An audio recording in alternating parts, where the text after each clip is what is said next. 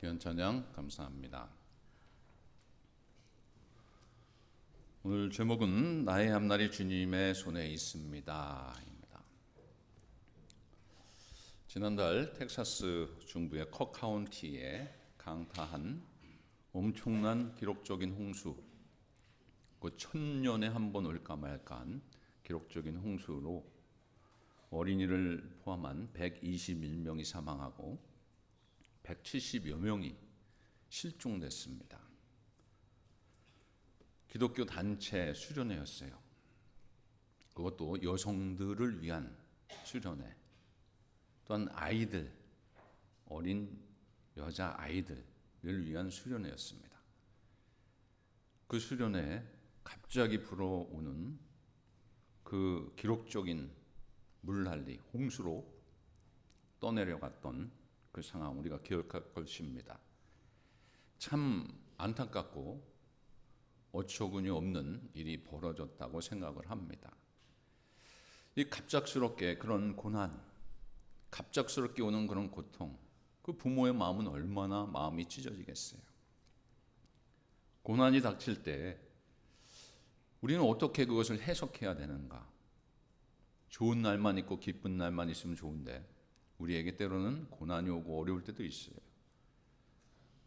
그것도 기독교 단체에서 말씀을 배우고 성경을 배우러 기도하러 갔던 아이들이 그렇게 됐으니 얼마나 이거를 이해할 수 있겠는가라고 하는 거예요.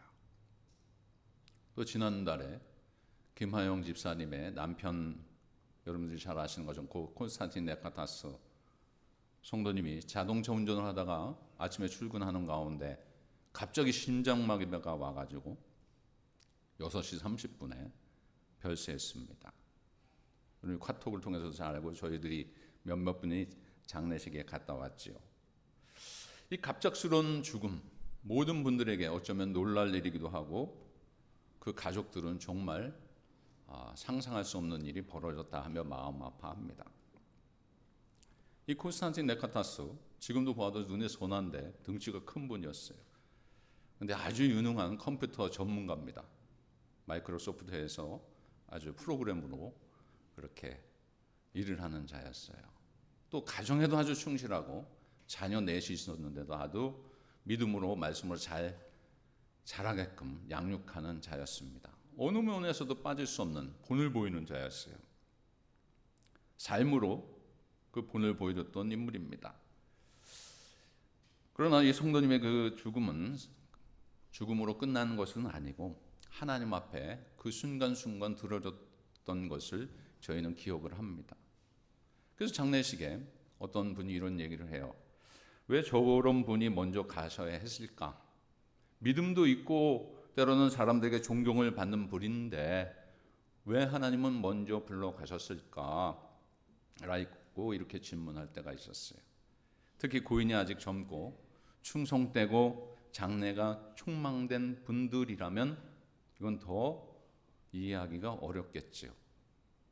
이 질문은 단지 이성적인 의문을 뛰어넘어서 어떻게 보게 되면 이 감정과 신앙의 깊은 중심까지 흔들리는 그런 질문이기도 합니다. 하나님 왜 그러십니까? 라고 하며 따질 수 있는 것이기도 하죠. 그럴 때 우리에게 위로와 우리에게 지혜를 주는 말씀이 있어요. 우리가 이해할 수 없고 받아들일 수 없는 상황들이 때로는 있는데 그걸 어떻게 이해하고 받아들여야 되는가? 바로 오늘 말씀입니다. 시편 31편 15절 말씀 봉독하겠습니다. 나의 앞날이 주의 손에 있사오니 내 원수들과 나를 핍박하는 자들의 손에서 나를 건져 주소서. 지금 고통을 당하는 다윗이 있어요. 누구에게 고통당하는 건지 아십니까? 압살롬. 이 압살롬이 누구냐면 다윗의 아들이에요. 이 아들이요, 구테타를 일으켰어요. 자기가 왕이 되겠다는 거예요. 그러면서 아버지를 죽이려고 쫓아다닙니까? 여러분 한번 상상해 보십시오. 이 아들이 아버지를 죽이려고 하는 그런 몰상식한 일이 정말 일어나지 않아야 될 일이 지금 일어나가지고 다윗은 쫓겨다니며 숨을 곳을 찾고 하나님께 원망하는 그러한 단계에 오늘 130, 시편 31편을 보게 되면 18절까지 그런 말씀들이 나와요. 그러면서 이제 19절부터 그가 다시 깨달으면서 이것이 주의 손에 의탁합니다 라고 하는 의미로 말씀이 계속 연결이 됩니다. 그 전까지 얼마나 두렵고 떨리는 그 마음이 있었겠어요. 원망하는 그런 마음이 있었겠어요. 그러나 이런 상황 속에서 그가 깨달은 것은 뭐냐면 나의 생명과 시간과 죽음 중 모든 존재가 하나님의 손에 있다는 이 믿음의 선언을 하면서 내 생명, 내 인생 주의 손에 있구나 라고 하는 것을 깨달으며 오늘 말씀을 증거하고 있는 것입니다. 여러분, 나의 앞날이 여러분의 손에 있는 것이 아니라 나의 앞날이 주님의 손에 있는 줄 믿으시기 바랍니다. 모든 것은요 주님의 손에 있어요. 주님에 달려 있어요. 주님의 뜻에 있어요. 그거 우리가 믿어야 돼요. 그래서 첫째로 나의 앞날은 주님의 손에 있습니다 입니다. 다시 한번 시편 31편 15절을 봉독합니다. 나의 앞날이 주의 손에 있사오니 원수들과 나를 핍박하는 자들의 손에서 나를 건져 주소서. 이 말씀 전에 24절에서 다윗은 하나님에 대한 절대적인 신뢰 고백을 합니다. 그러면서 이 말씀은 자신이 절대 신뢰하는 하나님을 향해서 구원을 간구하는 말씀이에요. 본문에서 나의 앞날이라고 하는 이 히브리어의 원어의 뜻은 여러 가지가 있는데 이 시간을 뜻하기도 합니다. 실은 이 시간을 뛰어넘어서 나의 앞날이라고 하는 건 나의 삶, 나의 인생을 뜻하기도 해요. 그래서 이 앞날이다라고 하는 것은 미래적인 것입니다. 미래에 대한 일들이에요. 그러나 다윗은요 여기서 진정으로 고백하는 것은 이 미래뿐만 아니라 모든 생애를 의미할 수 있다 이렇게 볼 수가 있습니다. 즉 다윗은 지금 그의 삶이 하나님의 섭리 안에 결정된다는 것을 누구보다도 알고 있었어요. 다윗의 고백은 그가 죽고 사는 것, 때로는 존귀하게 되는 것, 비천하게 되는 것, 다 모든 것이 주의 손에 있다 이렇게 고백을 하는 것입니다. 주의 손이라고 하는 이 표현을 통해서 오늘 말씀을 하고 있어요. 이 주의 손이라고 하는 표현은 두 가지가 있는데 하나님의 전능하심, 하나님의 다스리심이라고 하는 의미의 뜻이 있습니다. 이 성경적인 의미를 가지고 있어요. 그래서 본문의 표현은 비록 자신이 고난과 역경과 지금 죽임을 당할 수밖에 없는 그런 상황 속에 있지만 자신의 삶 전체가 궁극적으로 그럼에도 불구하고 하나님의 이 다스림 속에 있다. 또한 하나님의 섭리 속에 있다라고 하는 것을 고백하는 고백이기도 합니다. 주의 손에 있다라고. 이 믿음이 있었기에요. 이 다윗은요. 이 압살롬의 죽임을 당하는 그 순간 오기까지 원망하고 불평해야 될 그 순간에도 그는요 변화가 일어나서 하나님 앞에 모든 것을 맡기며 의지하며 갑니다. 다윗은 그래서 결코 좌절하지 아니하고 실망하지 않고 하나님의 구원을 바라보며 가는 것이에요. 그래서 오늘 말씀에 보게 되면 후반절에 내 원수들과 나를 핍박하는 자들의 손에서 나를 건져주소서라고 하는 의미의 말씀이 있어요. 여기서 보게 되면 주의 손 전자에 나오고 후자의 손에서라고 하는 단어가 나오죠. 이 주의 손이라고 하는 것은 하나님의 섭리 가운데 하나님의 은혜 가운데 나를 그 삶을 지키시고 인도하여 주신다라고 합니다. 나의 앞날이 미래에도 주의 손에 있음을 고백하는 말씀이기도 합니다. 그래서 이 주의 손과 손에서라고 하는 것은 좀 비슷한 단어인 것 같지만 거기에 비교하는 말씀이기도 해요. 주의 손이라고 했을 때는 하나님의 섭리와 은혜 가운데 날 지켜주신다라고 하는 의미고 그 다음에 이 손에서라고 하는 것은 뭐라고 하는 것입니까? 원수들과 나를 핍박하는 자들의 손에서 나를 건져 주소서라고 하는 간구의 내용이에요. 두 가지의 의미는 틀리지만 모든 것은 이 손이라고 하는 의미를 통해서 우리에게 알려주고 있어요. 이 손이라는 소재는 현실 가운데 보이는 대적, 핍박자들을 그런 세력과 권세, 더 나아가서 보이지 아니하시는 하나님의 전능하신 능력과 권세 아래 이 세상에 핍박자와 세력과 권세자들이 있다라고 하는 것을 이 손이라고 하는 것을 표현해서 말씀하고 있습니다. 바로 하나님의 능력, 하나님의 섭리, 하나님의 계획하심, 그 손 안에 다 있는 거예요. 아무리 여러분 날고 뛰어도요, 내 손 안에 있어, 그러죠? 그것처럼 하나님 손 안에 있는 거예요. 아무리 마귀가 날뛰고 사단이 날뛰어도 하나님 손에 있는 거예요. 여러분 믿으십니까? 그것이 하나님이었어요. 여기서 하나님께서 자신의 원수와 핍박하는 자의 손에 그대로 방치해 두지 아니하시고 이 다윗을요, 그 삶 속에서 함께하여 주심으로 하나님 손에 있음을 믿게 하여 주시고 하나님의 손에서 건져 주십니다. 하나님의 손 안에 있다는 거예요. 여러분, 하나님이 허락하시지 아니하면 이 다윗을요, 압살롬이 와도 어떤 대적이 와도 죽이질 못해요. 하나님의 손 안에 달려 있는 거예요.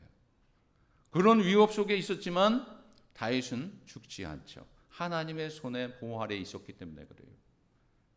여러분, 우리의 인생은요, 내 손 안에 있는 것이 아닙니다. 하나님의 손 안에 있는 줄 믿으시기 바랍니다. 하나님의 손 안에 있어요. 성경에 보게 되면 욥이라는 인물 여러분 잘 아시죠? 욥. 정말 한 인간으로서 어떻게 그렇게 그 고난을 받을 수 있을까? 그런 힘든 상황을 체험할 수 있을까? 욥이 하루아침에 많은 소와 양들, 이 자식이 10명이나 있었는데 10명이 다 죽어요. 자기에게 또 육체적인 고통까지 나타납니다. 세상 말로 설상가상이에요. 오죽하면 모든 재산과 자녀들을 잃었을 때 그 아내가 가만히 있다가 이 욥의 아내가 이 상황을 보니까 이거 안 되겠어요. 그래서 욥에게 뭐라고 하냐면, 야, 욥, 반말을 했겠죠. 야, 하나님 저주하고 죽어라. 얼마나 속이 타면 아내가, 야, 하나님 저주하고 죽어 너. 이런 얘기를 했어요. 그런데요, 욥은 원망하지 않습니다. 불평하지 않아요. 어쩌면 욥의 신앙이 얼마나 대단한지를 알게 되는 것이죠. 사단은요, 욥을 쳐서 극심한 고난 가운데 죽음으로 몰아가기까지 하는 그러한 상황 속에 있을지라도 이 욥은요, 나의 앞날은 주의 손에 있기 때문에 주님께 맡기는 거야. 내 뜻대로 되는 것이 아니야. 아내가 그렇게 얘기할지라도 듣지를 않아요. 하나님은요, 한 번 택한 자를 끝까지 책임져 주시고 구원하여 주시는 하나님의 섭리가 있는 줄 믿으시기 바랍니다. 우리의 생사화복을 우리 마음대로 주관할 수 있고 행할 수 있는 것이 아니에요. 하나님의 손 안에 달려 있어요. 일찍 가는 것, 늦게 가는 것, 하나님의 부르심이 일찍이고 늦게 가는 것 우리가 조절할 수 있는 것이 아니에요. 하나님의 손 안에 다 달려 있어요.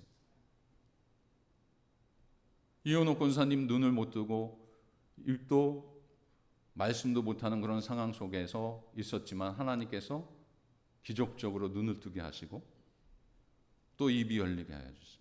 그래서 오늘 어느 권사님이 너무 감사해가지고 견딜 수가 없다는 거예요. 너무 이 가슴에 벅차가지고 감사하다는 그런 내용을 저에게 말씀을 주셨어요. 하나님이 하시는 거예요. 성도는요, 하나님의 징계나 그 어떤 이유로 극심한 위기 가운데 처할지라도 우리가 고백할 것은 뭐냐면 나의 앞날은 주님의 손에 있습니다. 이렇게 고백하며 나가야 돼요. 이것이 확고한 믿음이고 이렇게 확고한 믿음으로 나아갈 때 여러분 낙심하거나 절망하지 않아요. 어떤 상황 속에서도 이것조차도 하나님의 손 안에 있습니다라고 하며 하나님 앞에 모든 것을 다 맡기는 거예요. 이것도 하나님의 은혜고 저것도 하나님의 은혜고 하나님의 손길이고 하나님의 역사하심이고 하나님의 인도하십니다 라고 하며 따지지 않고 불평하지 않고 맡기고 가는 거예요. 그것이 우리 인생이 되어야 돼요. 여러분은 세상을 살아가면서 여러 가지 이유로 많은 어려움을 만나게 됩니다. 때로는 전혀 소망이 없는 것처럼 보이는 그런 상황에 처할 수도 있어요. 좋은 날만 있으면 좋지만 그거 아니에요. 그러나 그것이 전부가 아니에요. 왜냐하면 우리 모든 것은 하나님의 손안에 있기 때문에 하나님의 손안에 있는 자는 죽은 것 같아도 하나님은요 죽지 않게 하여 주시고 살게 하여 주신다. 하나님의 손안에 있어요. 잠언 16장 9절을 보겠습니다. 자기요 사람이 마음으로 자기의 길을 계획할지라도 그의 걸음을 인도하시는 여호와이시니라. 아멘. 여러분 계획을 잘 짜죠. 저도 행정을 했기 때문에 계획을 잘 짭니다. 박스 안에 들어가면 다 계획이 다 들어가요. 이번에도 수련회 일정을 다 짰어요. 우리 전 목사님께도 드렸는데요. 그런데요 하다 보면 그게요 변할 수가 있어요. 그게 또 바뀔 수도 있어요. 그것이 우리 인생이에요. 아무리 내가 계획하고 아무리 잘 짜고 그 박스 안에 딱 들어가서 정확하게 될지라도 하나님이 틀게 하시면 그거 방향을 틀게 하시고 다른 방향으로 더 큰 은혜로 부어주실 때가 있어요. 압살롬이요 아버지를 죽이면 내가 왕이 되겠다라고 하는 뭐예요? 자기의 길을 계획했어요. 그러나 그건 하나님의 뜻이 아니었어요. 하나님께서 그 걸음을 인도하시는데 우리가 역으로 생각하면 그것조차도 막아주시는 거예요. 다윗이 죽을 수밖에 없는 그런 상황 속에 있었지만 압살롬에게 죽어야 되는 그런 상황 속에 있었어요. 누구보다도 절망하고 야 내가 아들한테 그런 대접을 받아 그러면서 정말 살아서 뭐해 라고 하며 세상으로 뛰쳐나가고 원망하고 좌절하고 그래야 되는데 하나님은요 그 길을 인도해 주셨어요. 결국 압살롬은 죽습니다. 다시 다윗이 왕이 돼요. 회복하게 해주시는 거예요. 그러면서 편안하게 살아갑니다. 하나님도 의지하며 살았기 때문이기도 하죠. 여러분 그러기에 나의 앞날이 주의 손에 있습니다. 이 확고한 믿음, 확고한 고백 이것을 날마다 고백하며 살아가는 여러분들 되시기 바랍니다. 두 번째로 그러면 이 나의 앞날이 주님께 있습니다 라고 하는 자의 삶은 뭔가?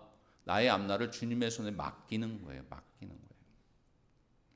여러분 생애가 얼마나 남아있는지 저는 알 수가 없습니다. 저도 모르고요. 그러나 분명한 것은 우리의 인생이 주님의 손에 있다라고 하는 거예요. 주님의 손에 있다. 여러분 시편 31편 15절을 다시 봉독합니다. 나의 앞날이 주의 손에 있사오니 내 원수들과 나를 핍박하는 자들의 손에서 나를 건져 주소서. 이 루터는요 나의 영을 주의 손에 부탁하나이다 라고 하며 고백하며 갑니다. 우리도 매일같이 주님 내 생애를 주님께 맡깁니다. 내 영혼을 주님께 맡깁니다 라고 하며 기도하며 가야 돼요. 여러분 내 삶을 내 영혼을 주님의 손에 맡기는 것이 세상의 어떤 것보다 안전하고요. 세상의 어떤 것보다 평안함이 그 속에 있는 줄 압니다. 내 인생이 돈에 있습니다. 돈 늘어가다요 돌아요. 미쳐요. 명예에 쫓아가는 사람 있지요. 내 인생은 명예야. 정치하는 사람들 결국 나락으로 가더라고요.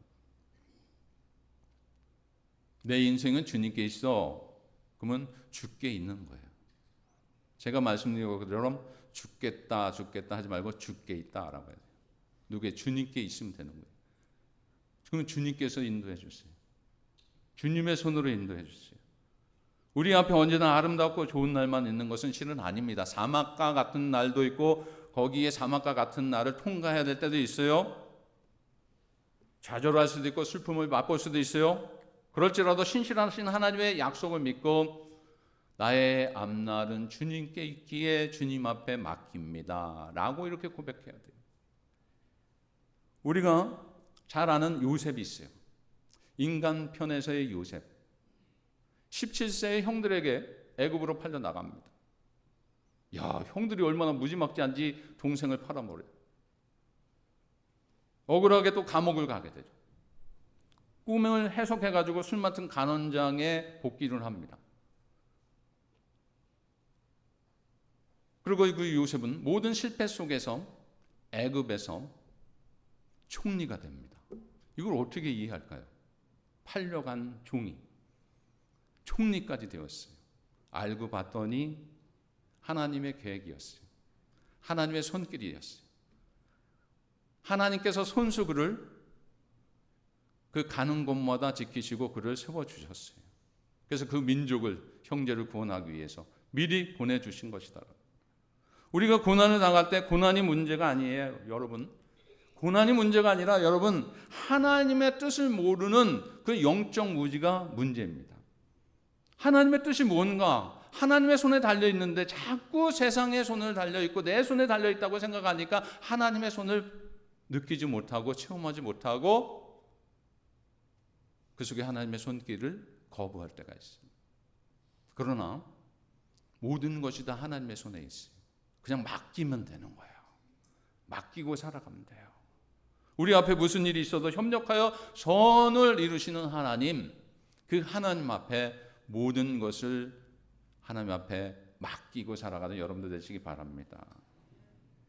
빌립보서 2장 13절 보겠습니다. 너희 안에 행하시는 이는 하나님이시니 자기의 기쁘신 뜻을 위하여 너에게 소원을 두고 행하게 하시나니. 때로는 이해가 안 되고 납득이 안 될지라도 너희 안에 행하시는 이 하나님이시기 때문에 자기의 기쁘신 뜻을 위하여, 하나님의 기쁘신 뜻을 위하여 너에게 소원을 두고 행하게 하신다 그랬어요.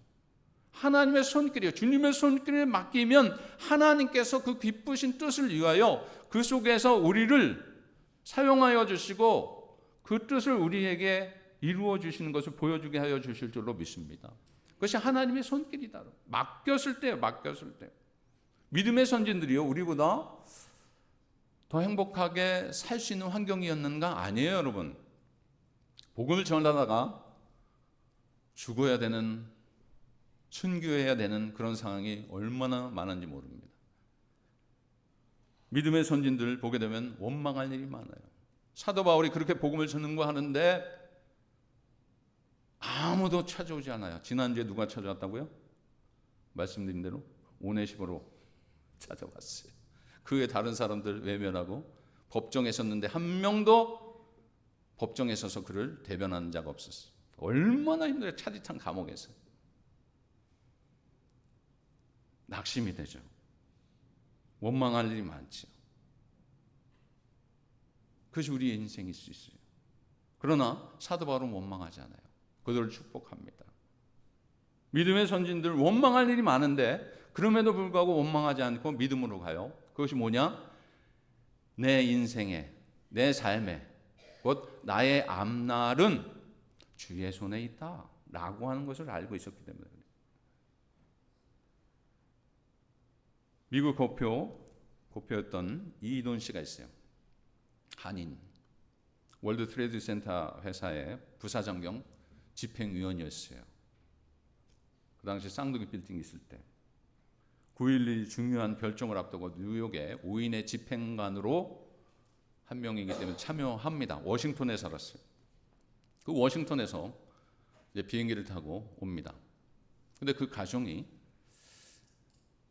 오는 가운데 어떤 일이 있었냐면 그 전날에 자기 아내가 커피를 마시면 안 되고 커피를 마셔서 속이 안 좋아서 밤에 뒤척이면서 이이돈 씨도 잠을 뒤척였어요.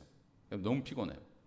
그래서 짜증이 나서 당신 그렇게 커피 마시지 말라고 했는데 마셔가지고 잠을 뒤척이는데 나도 못 잤다. 당신 마시지 마. 나도 안 마실게. 그러고 화를 내고 짜증을 냈어요. 그래서 워싱턴에서 이제 뉴욕으로 오는 비행기를 타고 오는 과정 속에 그 전에 그래도 집에서는 그렇겠지만 또 커피가 습관이 되어가지고 아침을 먹기 위해서 커피 줄을 섰더니 그 숍에 섰는데 너무 많아가지고 사람이. 그래서 커피는 안 먹고 딸기 주스를 먹었어요. 딸기 주스를 먹고 비행기를 타고 8시에 라가디아 공항에 도착을 합니다. 근데 도착하자마자 배가 좀 이상한 거예요. 그래가지고 이 딸기 주스 때문에 설사가 나요. 설사가 나가지고 화장실을 또 가야 돼요. 또 갔는데 또 가야 돼요. 약속 시간이 이제 집행위원으로서 잡혀서 늦는다고 15분 늦는다고 전화를 합니다. 수석 부회장에게 전화를 했더니 그 전화 속에서 뭐라고 하냐면 불이다 여길 나가야 돼 라고 하는 갑자기 그런 음성이 그에게도 들려오는 거예요. 알고 봤더니 그 비행기가 테러범에 의해서 다른 건물을 친 거예요. 그러면서 잠깐 후에 또 큰 비행기가 지나가는데 보니까 자기가 근무하는 그 사무실을 향해서 비행기가 쳤어요. 다 사망했죠. 어쩌면 그가 죽을 수도 있었어요. 거기에 돌아가신 분들은 참 안타까운 일입니다. 그러나 이분은 사셔서 그런 간증을 해요. 결국 아내가 뒤척인 것, 커피를 사려고 했는데 줄이 길어서 못 산 것, 딸기 주스 먹고 15분 동안 설사한 것, 짜증나는 일이었지만 나중에 보니까 하나님께서 나를 살려주시기 위한 방편이었구나 라고 하는 것을 간증했어요. 제가 청년 사역하면서 한 청년도 이름이 소년이라고 하는 청년이 있어요. 우소년. 형은 성년입니다. 특이하죠. 근데 소년이라고 하는 청년이 그 친구가 월드 트레이드 센터에서 일을 해요. 아주 똑똑한 청년이에요. 컴퓨터 전공하고. 그 친구는요. 그날 살았어요. 어떻게 살았냐? 버스를 타고 가려고 하는데 사람이 너무 많은 거예요. 그래서 2대를 놓쳤어요. 그래가지고 늦어서 살았대요. 늦어서. 그런 청년이었어요. 하나님은 왜 늦게 해주셨을까? 짜증나지요. 불만이 있지요. 우리 인생이 그래요. 될 일도 안 될 때가 있어요. 다 된 것처럼 보이지만 또 거기서 무너질 때가 있어요. 왜 그럴까? 그것이 하나님의 뜻일 수 있다. 하나님의 손 안에 있기 때문에. 우리가 그것을 짜증내고 원망한다고 해결되는 일이 아닙니다. 하나님의 계획하신 그 속에 다 있을 수 있어요. 그래서 여러분 로마서 8장 28절에 이런 말씀이 있어요. 시작이요. 우리가 알거니와 하나님을 사랑하는 자 곧 그의 뜻대로 부르심을 입은 자들에게는 모든 것이 협력하여 선을 이루느니라. 이처럼 당시에는 손해보고 답답한 것 같아도 나중에 보면 그것이 선이 될 때가 있다라고 하는 거예요. 우리의 계획을, 우리의 생각을, 우리의 능력을, 우리의 지식을 가지고 여러 가지 생각을 하지만 하나님 그 틀어놓을 때가 있어요. 이 길이면 되는데 저 길이면 될 것 같은데 다른 방향으로 다른 길로 가게 하실 때가 있어요. 하나님의 손길이에요. 그렇기 때문에 우리가요, 여러분 너무 조바심 가지고 살아가지 마십시오. 이렇게 하면 되는데, 이렇게 하면 되는데 자기의 생각이 있을 수 있어요. 그러나 여러분 내 생각일 수 있어요. 내 지식일 수 있어요. 내 경험일 수 있어요.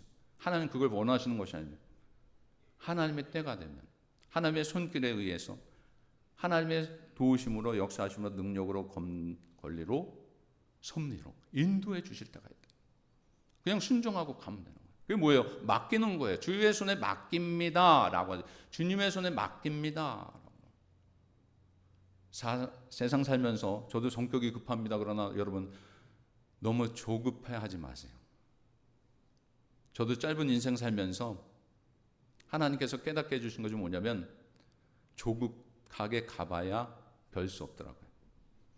늦게 가도 될 일이 있더라고요. 하나님은 다 이렇게 해주세요. 역사해 주세요. 여러분 인생을 저보다 더 선배인 분들이 많잖아요. 그걸 체험하지 않았어요. 그래서 여러분 모든 것이 주님의 손에 달려있다. 나의 앞날을 주님 앞에 맡긴다 라고 하는 것을 기억하며 한 방향이 막히면 다른 방향이 있고 하나님의 손 안에 맡길 때 하나님의 손으로 인도함을 받는다라고 하는 것을 의심하지 말고 따라가는 여러분들 되시기 바랍니다. 책 제목이 이런 제목이 있어요. 결론적인 건데요. 왜 선한 사람에게 나쁜 일이 이건 목사님이 진 건 아니고 라피가 졌어요. 근데 기독교인들이 많이 읽었습니다. 에돌드 쿠시노라고 하는 분이에요. 말씀으로 살아가는 자입니다. 첫 아들 아론이 3개월 되었는데 자라나는 동안에 아이들과 체질이 다름을 보게 되었어요. 병원에서 진단하는데 프로제리아라고 하는 변명이에요. 그게 뭐냐면 조로증입니다. 빨리 늙어요. 3개월 됐는데 벌써 나이 든 아이처럼 늙어가는 거예요. 얼마 못 살죠. 그래서 가슴을 치면서 원망합니다. 하나님, 이거 받아들이지 못합니다. 나는 용납하지 못합니다. 그렇게 원망해요. 그러는 가운데 하나님의 말씀을 잡고 묵상합니다. 그러면서 그가 간증을 하는 것이 그 속에 있어요. 나는 받아들여지지 않지만, 나는 용납하지 않지만, 안 되지만, 나는 이해가 안 되지만 이 고통 가운데 분명한 하나님의 뜻이 있고 계획이 있다. 길을 막으신 하나님은 다른 길을 주신다. 하나님은 슬픔과 기쁨을 병행해 주시며 하나님을 의지하게 하고 하나님을 기뻐하시는 인격으로 우리를 만들어 가신다. 참으로 은혜로운 간증이죠. 우리의 앞날은 주님의 손에 있다라고 하는 거예요. 주님의 손에 있어요. 오늘 이 말씀을 여러분 기억하시기 바랍니다. 나의 앞날은 누구에게 있다? 주님의 손에 있다. 우리의 인생은 우리의 것이 아니라 주님의 것이에요. 그 사실을 기억할 때 우리의 인생을 더 사랑하게 되고 더 진실하게 되고 하나님이 주어진 맡겨진 그 사역에 더 충실하며 섬기게 될 줄로 압니다. 지금도 잘하고 계신데 주의 손에 맡긴 자, 주의 손에 붙들린 자, 겸손한 자는 어떤 일을 해도 하나님 앞에 영광 돌리고 불평하지 않아요. 일이 잘 풀리지 않을 때, 병이 낫지 않을 때, 때로는 기도의 응답이 지연될지라도 낙심하지 않고 나의 앞날이 주님의 손에 있기 때문에 나는 염려하지 않는다. 주님의 손에 맡기기 때문에 주님이 인도하시고 주님이 선한 것으로 함께하여 주실 줄로 믿습니다. 이렇게 가게 될 줄로 압니다. 우리 만나교회 모든 성도님들이 나의 앞날은 주님의 손에 있다.